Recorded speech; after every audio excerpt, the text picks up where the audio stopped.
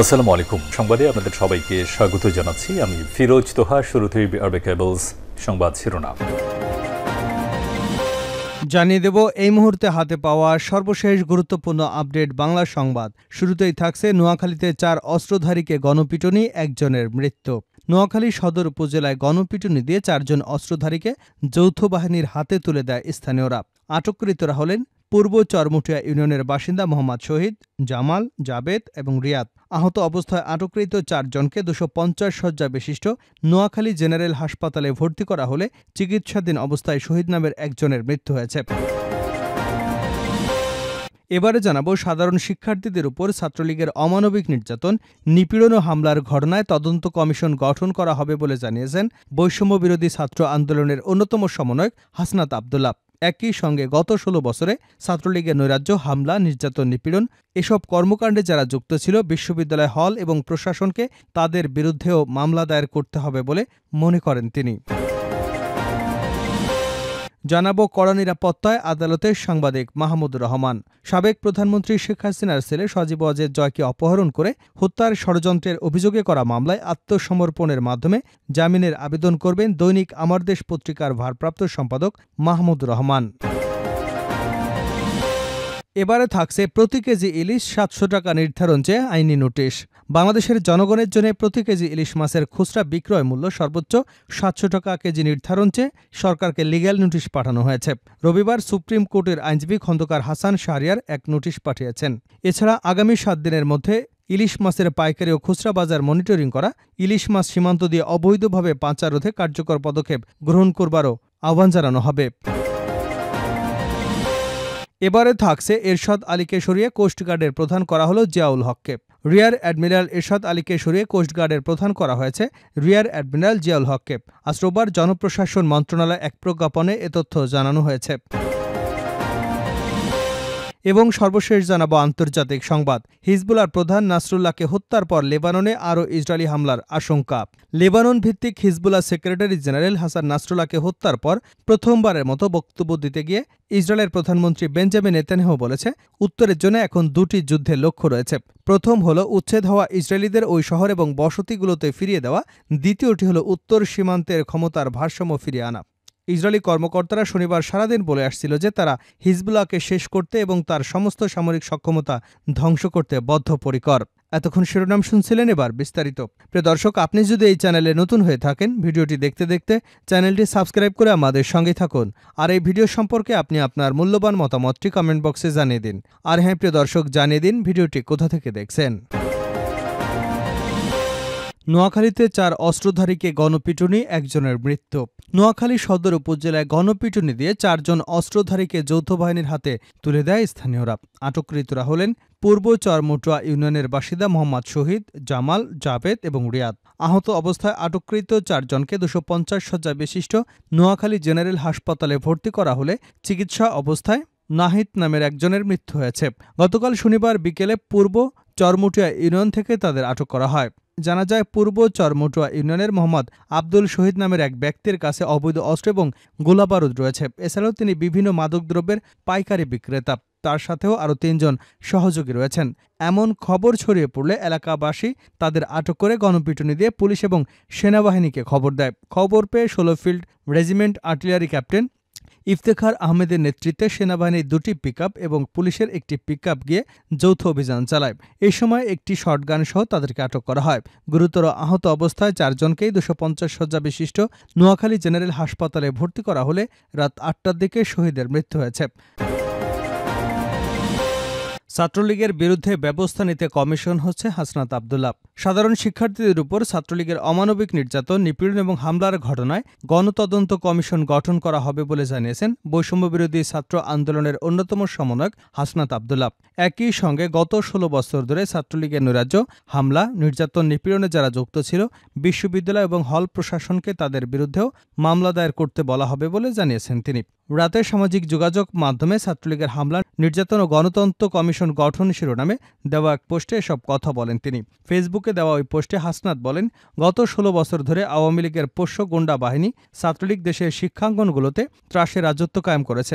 ছাত্রলীগ বিরোধী মতের শিক্ষার্থীদের উপর নগ্ন হামলা, নির্যাতন, নিপীড়ন চালিয়েছে। এমনকি ছাত্রদল, ছাত্র শিবির কিংবা অন্য কোনো রাজনৈতিক দলের সঙ্গে সম্পৃক্ততার অভিযোগ এনে অনেক সময় শিক্ষার্থীদের উপরও অমানসিক নির্যাতন করেছে। তিনি বলেন, জুলাই বিপ্লবের পুরোটা সময় দেশের শিক্ষা প্রতিষ্ঠানগুলোতে ছাত্রলীগ ধারাবাহিক হামলা চালিয়ে এবং আন্দোলনকারীদের বিভিন্নভাবে বাধা দিয়েছে। হাসনাত বলেন, ১৫ জুলাই ঢাকা বিশ্ববিদ্যালয় ক্যাম্পাসে রক্তাক্ত করেছে ছাত্রলীগ। নারী শিক্ষার্থীরাও ছাত্রলীগের নৃশংসতা থেকে রেহাই পায়নি। ঢাকা মেডিকেলকে মনে করা হচ্ছিল কোনো যুদ্ধের আহত ক্যাম্প। এই নরপশুরা সেদিন ঢাকা মেডিকেলের ভেতরে চিকিৎসাধীন অবস্থায় হামলার নির্মম নজির স্থাপন করেছিল। তিনি আরও বলেন, জুলাই বিপ্লব ক্যাম্পাসগুলোতে হামলাকারী ছাত্রলীগের নেতাকর্মীদের বিরুদ্ধে মামলা দায়ের করবার জন্য বিশ্ববিদ্যালয় প্রশাসন, হল প্রশাসন এবং শিক্ষার্থীদের নিয়ে তদন্ত কমিটি গঠন করা হবে। জুলাই বিপ্লবের আগে ১৬ বছর ছাত্রলীগের যারা নানা সময় নৈরাজ্য, হামলা, নির্যাতন, নিপীড়নে যুক্ত ছিল, বিশ্ববিদ্যালয় হল প্রশাসনকে তাদের বিরুদ্ধে মামলা দায়ের করতে হবে। গণতদন্ত কমিটি গঠন করা হলে প্রশাসন, বিশ্ববিদ্যালয় প্রশাসন উদ্যোগ নিয়ে ছাত্রলীগের হামলাকারী এবং নির্যাতনকারীদের বিরুদ্ধে মামলা দায়ের করবে। এটাই জুলাই অভ্যুত্থান পরবর্তী বিশ্ববিদ্যালয় ক্যাম্পাসগুলোতে শিক্ষার্থীদের অন্যতম প্রধান দাবি। এ দাবিতে কালক্ষেপণের সুযোগ নেই। কালক্ষেপণ করে ছাত্রলীগের সন্ত্রাসীদের পুনর্বাসনের সুযোগ করে দিলে শিক্ষার্থীদের কাছে বিশ্ববিদ্যালয় প্রশাসনকে জবাবদিহি করতে হবে। কড়া নিরাপত্তায় আদালতে সাংবাদিক মাহমুদুর রহমান। সাবেক প্রধানমন্ত্রী শেখ হাসিনার ছেলে সজীব ওয়াজেদ জয়কে অপহরণ করে হত্যার ষড়যন্ত্রে অভিযোগে দায়ের করা মামলায় আত্মসমর্পণের মাধ্যমে জামিনের আবেদন করবেন দৈনিক আমার দেশ পত্রিকার ভারপ্রাপ্ত সম্পাদক মাহমুদুর রহমান। রোববার সকাল 10:30টার পর ঢাকার অতিরিক্ত চিফ মেট্রোপলিটন ম্যাজিস্ট্রেট আদালতে হাজির হন তিনি। আদালত সূত্রে জানা গেছে, ঢাকার অতিরিক্ত চিফ মেট্রোপলিটন ম্যাজিস্ট্রেট মাহবুবুল হকের আদালতে আত্মসমর্পণ করবেন মাহমুদুর রহমান।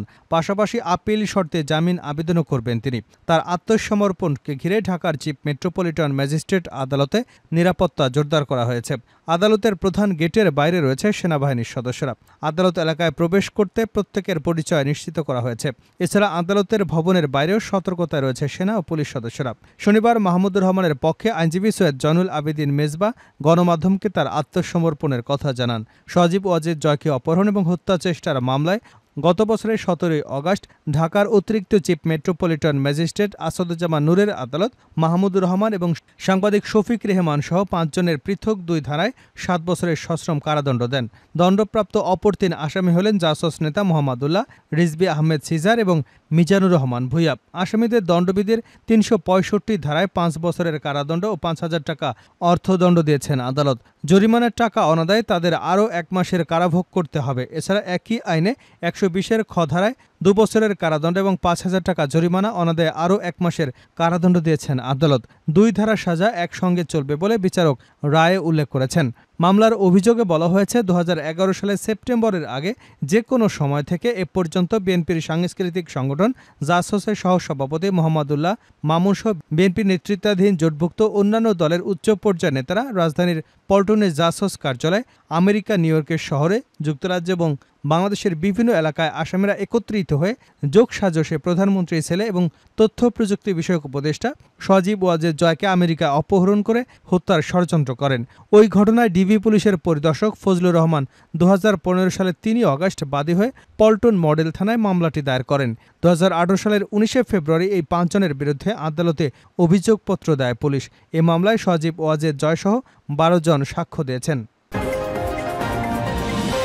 প্রতি কেজি ইলিশ 700 টাকা নির্ধারণ চেয়ে আইনি নোটিশ। বাংলাদেশের জনগণের জন্য প্রতি কেজি ইলিশের মাছের খুচরা বিক্রয় মূল্য সর্বোচ্চ 700 টাকা কেজি নির্ধারণ চেয়ে সরকারকে লিগ্যাল নোটিশ পাঠানো হয়েছে। রোববার সুপ্রিম কোর্টের আইনজীবী খন্দকার হাসান শাহরিয়ার এই নোটিশ পাঠিয়েছেন।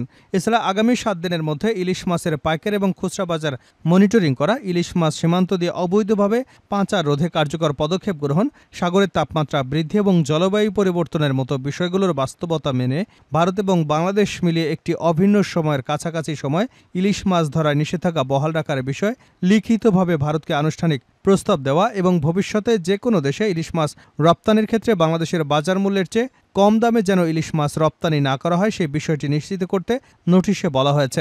অন্যথায় উচ্চ আদালতে রিট দায়ের করা হবে বলেও নোটিশে উল্লেখ করা হয়েছে। এর আগে ভারতে ৩,০০০ টন ইলিশ রপ্তানির অনুমতির প্রতিবাদে গত রবিবার অন্তর্বর্তী সরকারকে আইনি নোটিশ পাঠানো হয়, কিন্তু নির্দিষ্ট সময়ের মধ্যে প্রয়োজনীয় ব্যবস্থা না নেওয়ায় গত বুধবার হাইকোর্টে রিট করা হয়েছে। একই সঙ্গে রিটে পদ্মা মেঘনার ইলিশ রপ্তানিতে স্থায়ী নিষেধাজ্ঞার নির্দেশনা চাওয়া হয়েছে। শেষ করছে আন্তর্জাতিক সংবাদ দিয়ে। হিজবুল্লাহর প্রধান নাসরুল্লাহকে হত্যার পর লেবাননে আরও ইসরায়েলি হামলার আশঙ্কা। লেবানন ভিত্তিক হিজবুল্লাহ সেক্রেটারি জেনারেল হাসান নাসরুল্লাহকে হত্যার পর প্রথমবারের মতো বক্তব্য দিতে গিয়ে ইসরায়েলের প্রধানমন্ত্রী বেঞ্জামিন নেতানিয়াহু বলেছে, উত্তরের জন্য এখন দুটি যুদ্ধের লক্ষ্য রয়েছে। প্রথমটি হলো উচ্ছেদ হওয়া ইসরায়েলিদের ওই শহর এবং বসতিগুলোতে ফিরিয়ে দেওয়া, দ্বিতীয়টি হলো উত্তর সীমান্তে ক্ষমতার ভারসাম্য ফিরিয়ে আনা। ইসরায়েলি কর্মকর্তারা শনিবার সারাদিন বলে আসছিল যে তারা হিজবুল্লাহকে শেষ করতে এবং এর সমস্ত সামরিক ক্ষমতা ধ্বংস করতে বদ্ধপরিকর। ইসরায়েলি সেনাপ্রধান ইসরায়েলি প্রতিরক্ষামন্ত্রী ইয়োব গ্যালন্টের সাথে উত্তরে আক্রমণাত্মক কৌশলের জন্য নতুন পরিকল্পনার অনুমোদন করেছে। এটি দক্ষিণ লেবাননের স্থল আক্রমণের এমন আশঙ্কার মধ্যে এসেছে যা সীমান্তের উভয় দিকে অনেক ভয়ের কারণ হয়ে দাঁড়িয়েছে।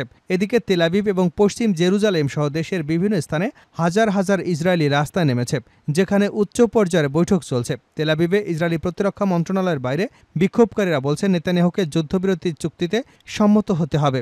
ইসরায়েলিরা দাবি করছে যুদ্ধবিরতি চুক্তির এখনই সময়, কারণ গাজায় এখনও ১০০ পণবন্দী অবশিষ্ট রয়েছে। তবুও ইসরায়েল বলছে হিজবুল্লাহর বিরুদ্ধে তাদের লড়াই এবং সংঘাত অব্যাহত থাকবে।